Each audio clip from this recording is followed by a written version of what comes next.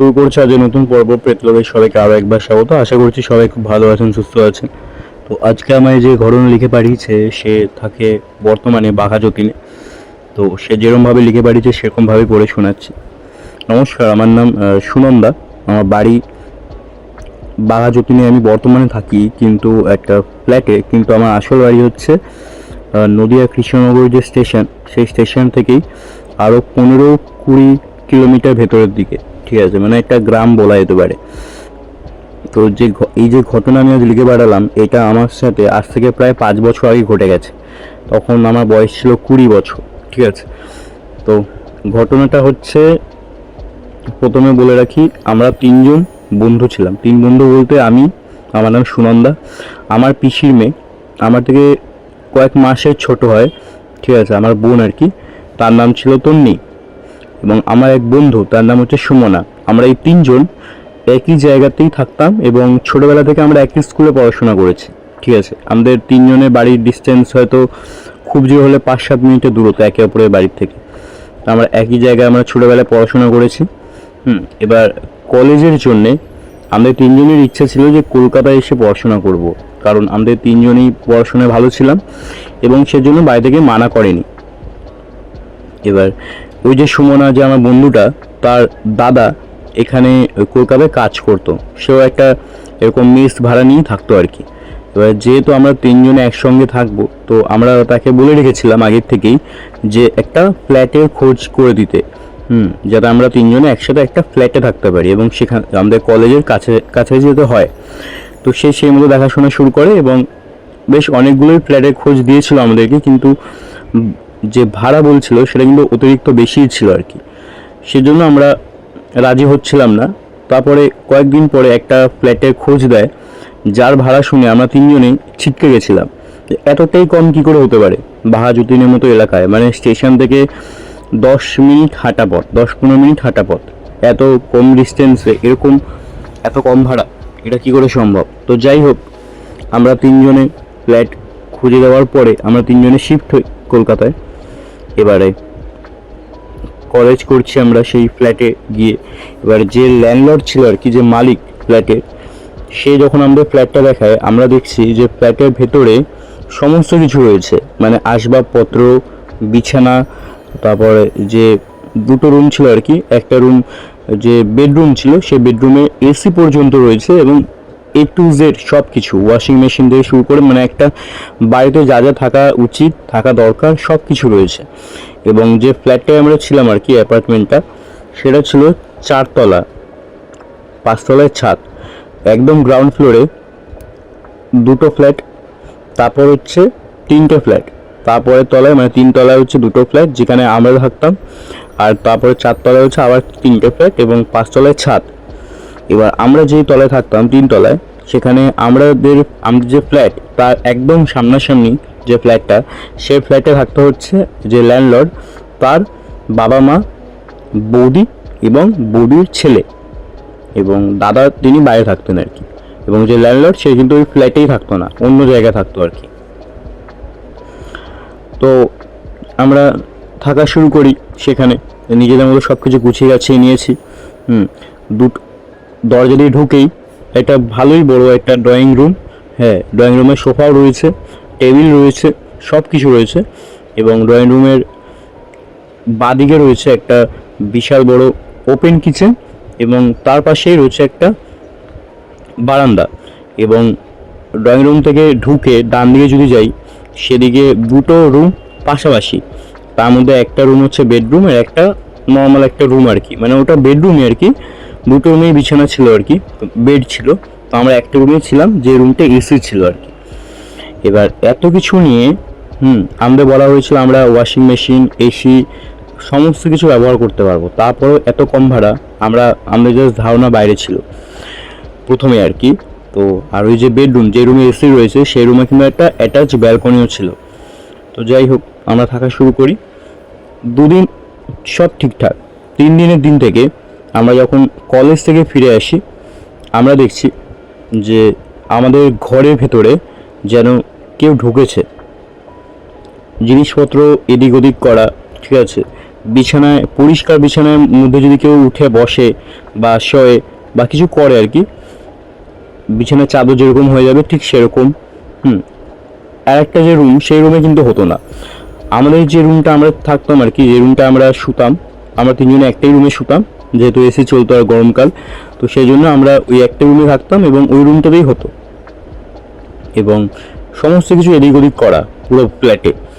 আর সব থেকে বাজে বিষয় যেটা, সেটা হচ্ছে আমরা সকালবেলা উঠেই কিন্তু ভাতটা রান্না করে নিতাম, কারণ ভাতটা সকালবেলা আমরা করে চলে যেতাম, রাতেরবেলা এসে রাতের খাবারটা বানাতাম।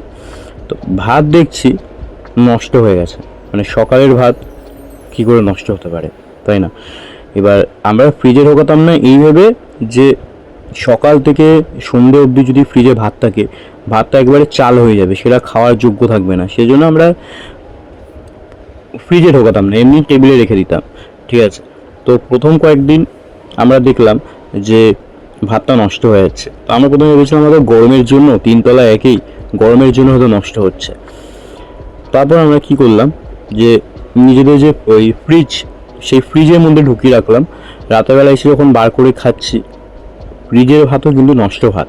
ঠিক আছে, এই জিনিসটা আমাদের তিনজনকে খুব অবাক করছিল। যে এক নম্বর হচ্ছে আমাদের বারবার মনে হচ্ছিল কেউ যেন সেই ফ্ল্যাটে ঢুকছে আমাদের অনুপস্থিতকালীন, এবং দু নম্বর হচ্ছে খাবার নষ্ট হয়ে যাওয়া। ঠিক আছে, আমরা এটা সেই ল্যান্ডলর্ডকে, মালিককে কমপ্লেন করেছিলাম যে আমাদের মনে হচ্ছে কেউ যেন ফ্ল্যাটে ঢুকছে। কারণ আমরা যখন কলেজ থেকে ফিরে আসি, আমরা দেখি আমরা প্রত্যেক দিনই এরকম অবস্থা। প্রায় এক সপ্তাহ কিন্তু এটা আমরা লক্ষ্য করেছিলাম, তারপরেই আমরা বলেছিলাম। তো তখন সেই ল্যান্ডলর্ড বলে যে এটা কি করে সম্ভব, আপনাদের ফ্ল্যাটের চাবি আপনাদের কাছে, আপনারা তালা দিয়ে যান, তারপরে আপনাদের ফ্ল্যাটে কেউ কী করে ঢুকতে পারে? তখন আমরা বলেছিলাম সেটাই তো আমাদের প্রশ্ন, যে কী করে ঢুকতে পারে, তিনতলায় ফ্ল্যাট। ঠিক আছে, কোনো জানলা বন্ধ আমরা খুলে বেরোই না কোনো দিনই। ঠিক আছে, প্রত্যেকটা জানলা দরজা, ইভেন ব্যালকনির যে দরজা, সেগুলো কিন্তু আমরা রুমের ভেতর থেকে, ঘরের ভেতর থেকে বন্ধ করে দিয়ে যাই। তাহলে কি করে সম্ভব, তাই না? আর বিড়াল কুকুর এদের ওঠার তো কোনো কথাই নেই। তো তখন সে কি বলে যে আপনারা তাহলে একটা কাজ করুন, আপনারা তালাটা চেঞ্জ করে নিন, কারণ এতদিন ধরে আর যে তালাটা ছিল সেটা হচ্ছে ওদেরই তালা। মানে মালিক যে তালাটা দিয়েছিল, মানে আমরা আসার আগে থেকে যে তালাটা ছিল দরজায় লাগানো, সেই তালাটাই আমরা ব্যবহার করছিলাম। তো আপনাদের তখন সেই মালিক বলছে আপনাদের যদি মনে হয় কোনো অসুবিধা হচ্ছে বা কিছু, তাহলে আপনারা তালাটা চেঞ্জ করে নিন, আপনারা একটা তালা কিনে আনুন, সে তালাটা আপনারা ব্যবহার করুন। তো আমরা তাই কথা মতো তাই করেছিলাম।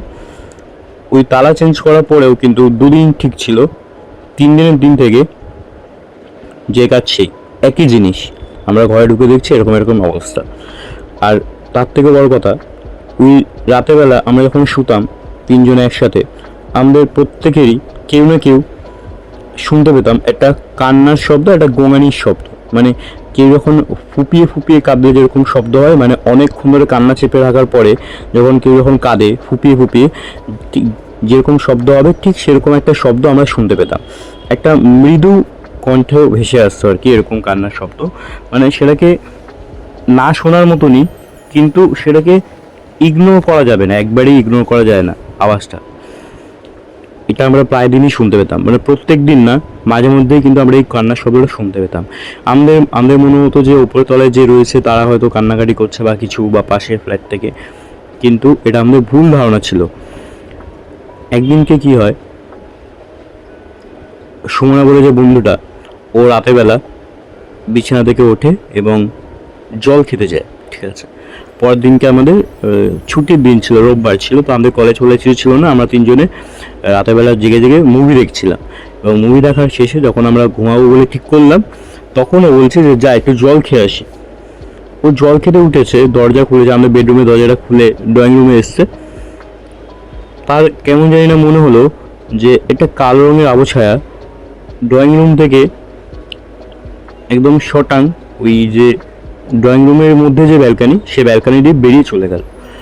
ও না দরজার সামনে, দরজাটা খুলে ওখানেই দাঁড়িয়ে আছে কতক্ষণ ধরে, প্রায় 1-2 মিনিট অমনি করে, মানে স্টিল দাঁড়িয়ে রয়েছে।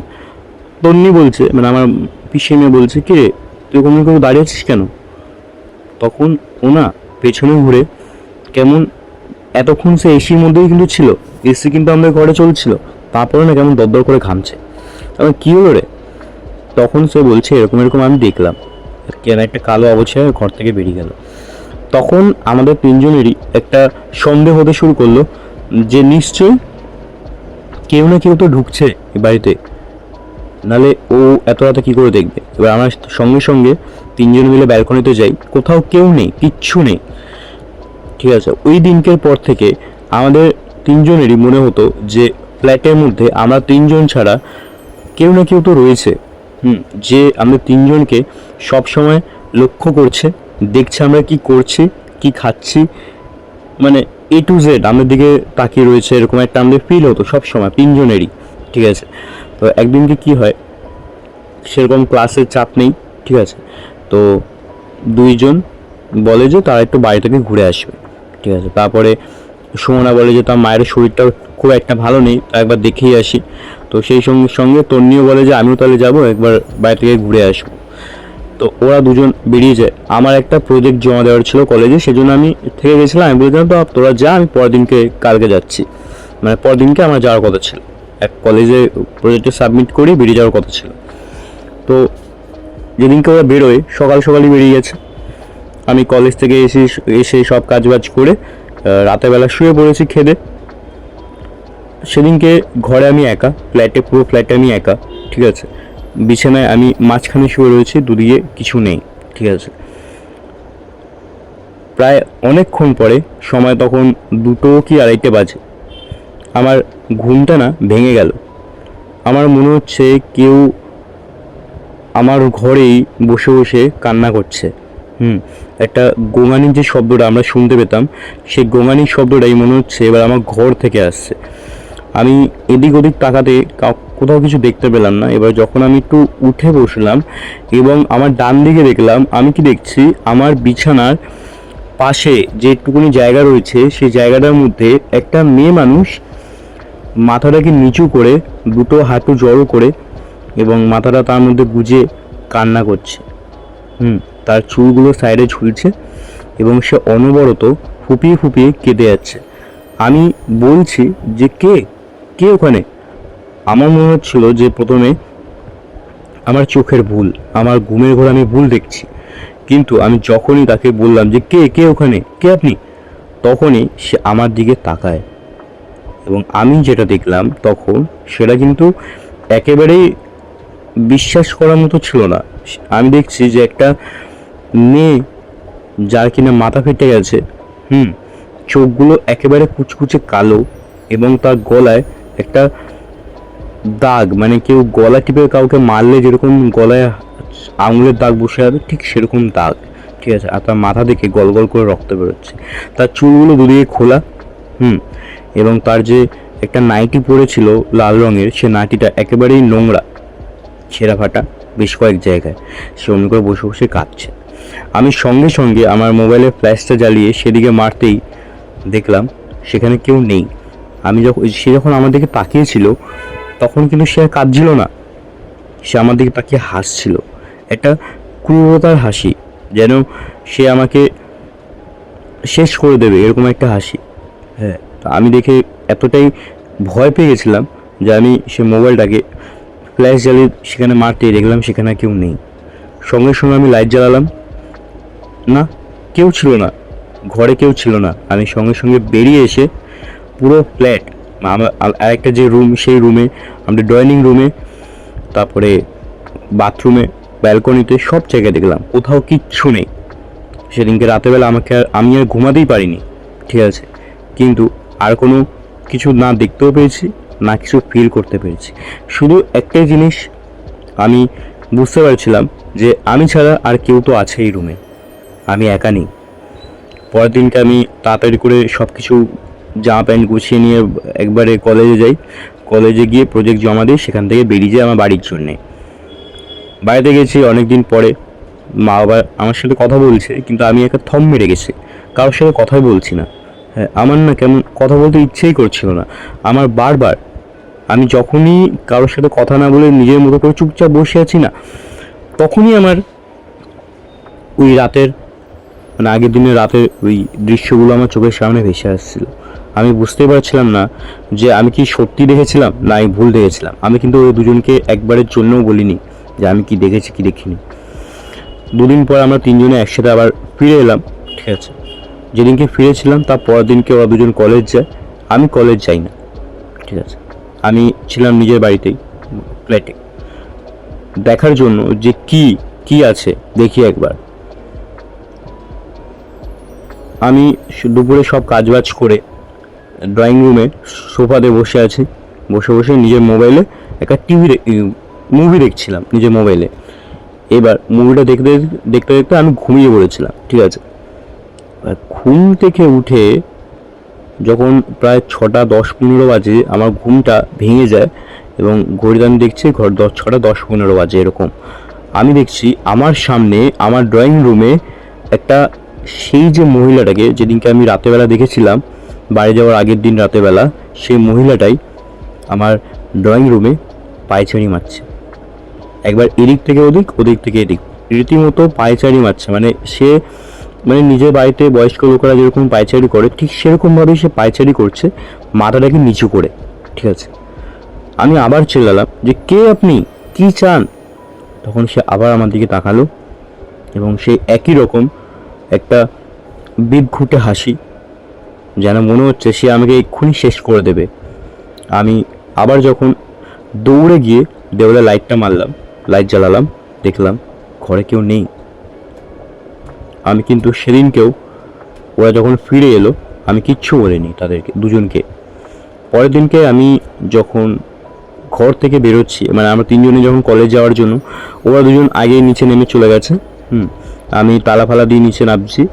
আমি দেখছি আমাদের বাড়ির সামনেই যে বাড়িটা রয়েছে, মানে যে ল্যান্ডলর্ডের বাবা মা থাকে যেই বাড়িটা, সেখানে ওই যে বৌদি, ঠিক আছে, ল্যান্ডলর্ডের যে বৌদি, সে কলাপসেবল গেটের সামনে দাঁড়িয়ে রয়েছে এবং আমার দিকে তাকিয়ে বলছে এদিকে আসো, এদিকে আসো।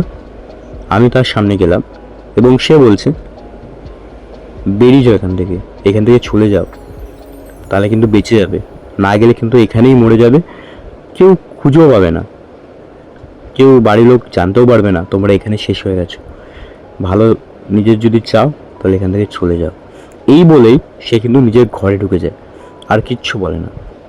এবার এই জিনিসটা আমি কিন্তু সারা দিন ভাবিয়েছে এবং আমি নিজের চোখে যেটা দেখেছি সেটা আমি কি অবিশ্বাস করবো কী করে। তারপরে সেদিনকেই ওই বৌদির ওরকম কথা, আমি ঠিক করলাম সেদিনকে রাতেবেলায় আমি ওদের দুজনকে সব কিছু বলবো। রীতিমতো আমি সব কিছু বললাম ওদের দুজনকে এবং শোনার পরেই ওরা দুজন কিন্তু একেবারে ভয় পেয়ে গেছিলো। হ্যাঁ, সে বলছে এটা কী করে, কি, কেন? তো সেদিনকে রাতেবেলায় আমরা ঠিক করলাম যে মশারি টাঙিয়ে শোবো, ঠিক আছে, কারণ ভয় লাগছিল তিনজনেরই। তো যেই দিকে ওই যে আত্মাটাকে আমি দেখেছিলাম আর কি ডান দিকে, সেদিকে আমি শুয়েছিলাম, মাঝখানে শুয়েছিল হচ্ছে তন্নি এবং বাঁদিকে শুয়েছিল হচ্ছে সুমনা। তিনজনে শুয়ে রয়েছে বিছানার মশারি টাঙিয়ে এসি চালিয়ে।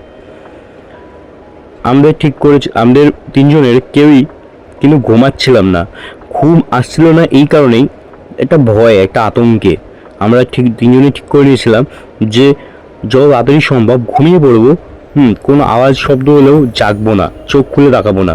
কিন্তু তিনজনের কারোরই কিন্তু ঘুম ছিল না সেদিন রাতে চোখে। তিনজনেই জেগে রয়েছে, চোখ বন্ধ করে জেগে রয়েছে। হঠাৎ করে তন্নি যে মাঝখানে শুয়েছিল সে আমরা দুজনের হাত টিপছে, বলছে উপরে তাকা, উপরে তাকা। আনছি উপরে, কোন উপরে? বলে সিলিংয়ের দিকে তাকা না। চোখ খুললাম, দেখছি যে আমাদের যে মশারি, সে মশারির ওপরে সেই মেয়েটা, অশরীরী আত্মাটা বসে রয়েছে। আমি এটা ভেবে পাচ্ছিলাম না যে মশারি আর কতটাই বা ভারী হবে যে তার ওয়েটটাকে ধরে রেখেছে। একটা মশারির উপরে যদি কেউ বসে সে তো মশারিকে নিয়ে নিচে পড়ে যাবে, কিন্তু না, সে কিন্তু মশারির ওপর বসে বসে আমাদের তিনজনকে অদ্ভুত দৃষ্টিতে দেখছে, যেন আমরা তিনজনকে সে আজকে বাগে পেয়েছে, তিনজনকে আজকে সে আর ছাড়বেই না, তিনজনকেই শেষ করে দেবে, এরকম একটা ব্যাপার, ঠিক আছে। আমরা তিনজনে তাড়াতাড়ি করে লাইট ফাইট জ্বালাই এবং হনুমান চালিসা মোবাইলে চালাই। সেদিনকে রাতের বেলা পুরো রাত আমরা নিজেদের মোবাইলে হনুমান চালিসা চালিয়ে রেখে দিয়েছিলাম যাতে আর কোনো কিছু না হয়, ঠিক আছে। আর একটা কথা, সেটা হচ্ছে ওই যে ব্যালকানি, আমাদের রুমের সাথে অ্যাটাচ যে ব্যালকানি, সে ব্যালকানি থেকে আমরা প্রায় দিনই কেউ না কেউ পা পিছলে পড়ে যেতাম। হয় আমরা পা পিছলে পড়তাম, নাহলে আমরা হোঁচট খেতাম, যেন মনে হতো কেউ আমাদের পেছন থেকে ধাক্কা মারলো। এটা আমাদের তিনজনের সাথেই হতো। মাঝে মাঝেই হতো। এমন নয় যে ব্যালকানির সামনে জল পড়ে রয়েছে বা কিছু, এরকম কিছু না, একদম পরিষ্কার। মাঝে মাঝে হঠাৎ করে পা পিছলে গেলাম, বা মাঝে মাঝে মনে হলো কেউ যেন পেছনে ধাক্কা মারলো, হ্যাঁ, এরকম টাইপের একটা হতো আর কি। এই জিনিসটা আমরা অত না খেয়াল করিনি। আমরা তিনজনই ভাবতাম যে হতে পারে, এটা তো হতেই পারে, পা পিছলে তো যেতেই পারে, কারণ পুরোটাই মার্বেল ছিল, স্লিপারি। এই জন্য এটা আমরা বিশেষ খেয়াল করিনি, ঠিক আছে।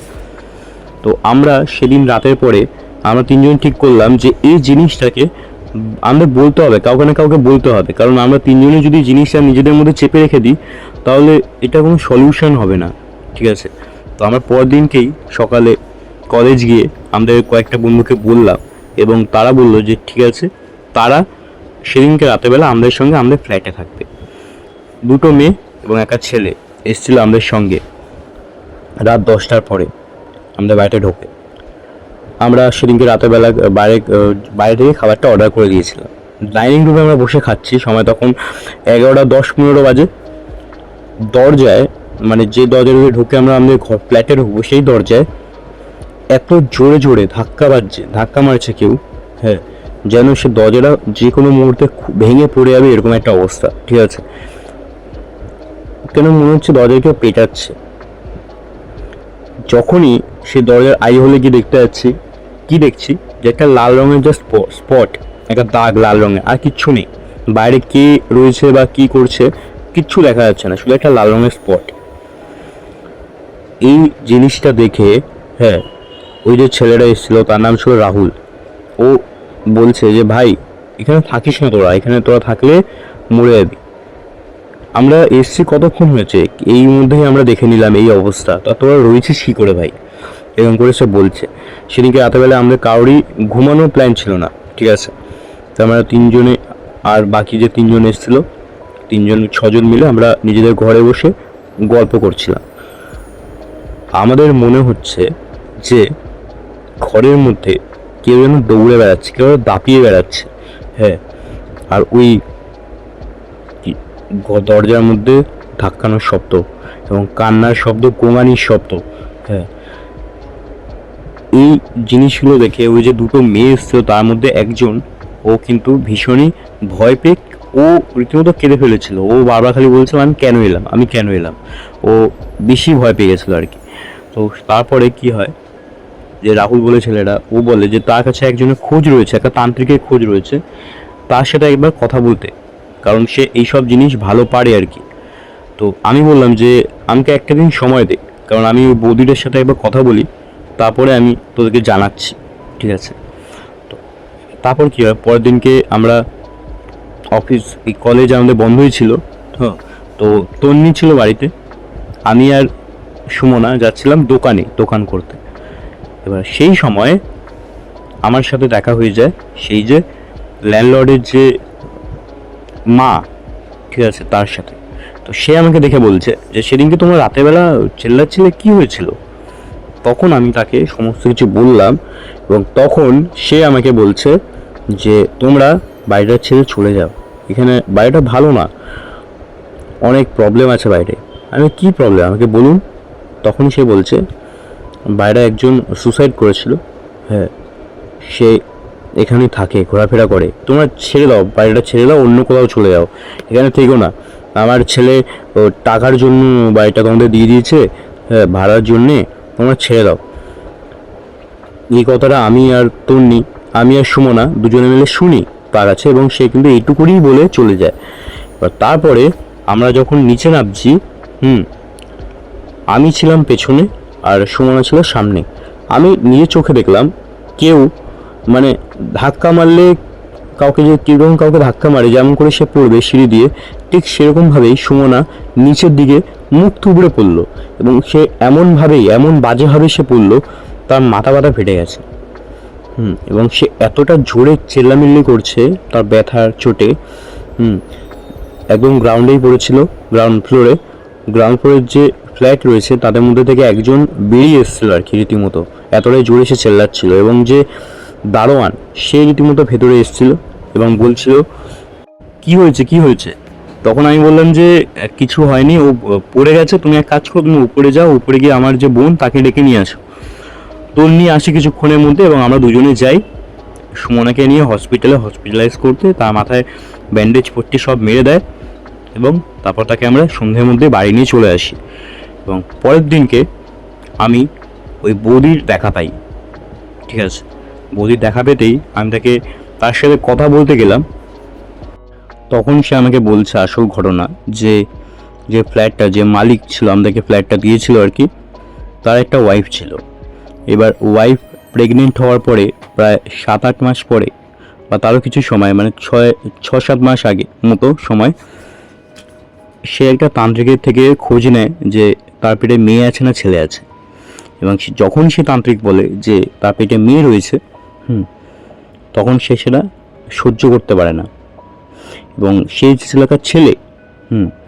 তো সেই জন্য সে ওই যে মহিলা ওয়াইফটা আর কি, ল্যান্ডলর্ডের ওই ওয়াইফটা যখন ওই বারান্দায়, যে বারান্দায় আমরা বারবার পড়ে যেতাম বেডরুমের সাথে অ্যাটাচ বারান্দায়, সেই বারান্দায় যখন জামা কাপড় মেলছিল, তখন ওই ল্যান্ডলর্ড, আমাদের যে ল্যান্ডলর্ড, সে তার নিজের বউকে পেছন থেকে ধাক্কা মেরে নিচে ফেলে দেয় এবং সঙ্গে সঙ্গে তার বউ মারা যায়।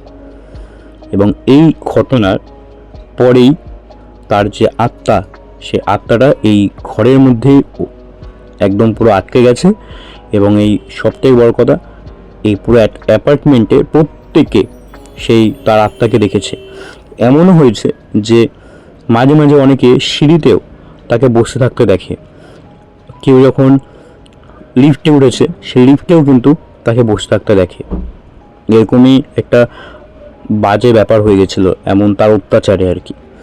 তারপরে আমাদের আসার আগেই নাকি, আরও 3 জনে এখানে আসার আগে আরও একটা ফ্যামিলি এসেছিলো, হাজব্যান্ড ওয়াইফ। তার যে ওয়াইফটা ছিল সেও কিন্তু প্রেগনেন্ট ছিল 6 মাসে। সেও কিন্তু ওই যে ব্যালকানি, সেখান থেকে পা পিছলে পড়ে যায়, যে ঘরেই পড়ে। এবং তৎক্ষণাৎ তার যে বাচ্চা সেটা কিন্তু মারা যায়, মিসক্যারেজ হয় আর কি। তারপরে তারা দুজন তো এই বাড়ি ছেড়ে দেয়। তারপরে তোমরা এসছো, তোমাদের সাথে এখন এই সব হচ্ছে। এরপরে আমরা সে তান্ত্রিককে ডেকে আনি। ডেকে আনার পরে সে বলেছিল, আমাদের বলেই রেখেছিল আগের থেকে, যে একটা গোটা মুরগি নিয়ে আসছে। এবং সেদিনকে রাহুলও ছিল আমাদের সঙ্গে। এবার একটা গোটা মুরগি রাহুল নিয়ে এসেছিল জোগাড় করে। এবং সেই তান্ত্রিক যখন সে গোটা মুরগিটা গলাটা কাটে, তার সারা শরীর দিয়ে যে রক্তটা বেরোয় সেটা হচ্ছে লাল না বেরিয়ে কালো রঙের রক্ত তার শরীর দিয়ে বেরোয়। এবং তারপরে যখন সে ঘরে আরও বিভিন্ন জিনিসপত্র তার তন্ত্র প্রক্রিয়া করে, 10 মিনিটের মধ্যেই সে বলে এক্ষুনি ছেড়ে দাও এই বাড়িটা যদি প্রাণে বাঁচতে চাও, আর এই বাড়ির জল আর একবারের জন্যও কেউ খাবে না। তোমাদের যা জিনিস সেগুলো শুধু নাও, নিয়ে এক্ষুনি বেরিয়ে যাও। এবার এক্ষুনি বেরোনো তো বললেই তো এক্ষুনি বেরোনো সম্ভব নয়। সেই সময় রাহুল আমাদের পাশে ছিল এবং সে বলেছিল একটা ফ্ল্যাটে আছে এরকম। সেটা খুব একটা কম নয় কিন্তু খুব একটা বেশিও ছিল না। তো আমরা সেদিনকে যাই, সেদিনকেই আমরা ওখানে ওই বাড়িতে শিফট হয়ে যাই আর কি। ওই দিনের পর থেকে ওই ফ্ল্যাটে কি হয়েছে কি হয়নি আমাদের সাথে কিচ্ছু জানা নেই। এবং ওই বৌদির সাথে আমরা কোনোদিন দেখা হয়নি, কিছু কথাও হয়নি। তো ঘটনা আজ প্রায় 5 বছর হয়ে গেছে। তো এটাই ছিল আজকে ঘটনা। আশা করছি আপনাদের ভালো লাগলে লাইক, কমেন্ট, শেয়ার এবং সাবস্ক্রাইব করে দিন চ্যানেলটা, এবং আপনাদের বন্ধুবান্ধব, পরিবার পরিজন সবার সাথে শেয়ার করে দিন। আপনাদের জীবনে যদি ঘটে যায় এরকম কোনো ঘটনা, মেল করুন pretlok00@gmail.com এই মেলে। ধন্যবাদ।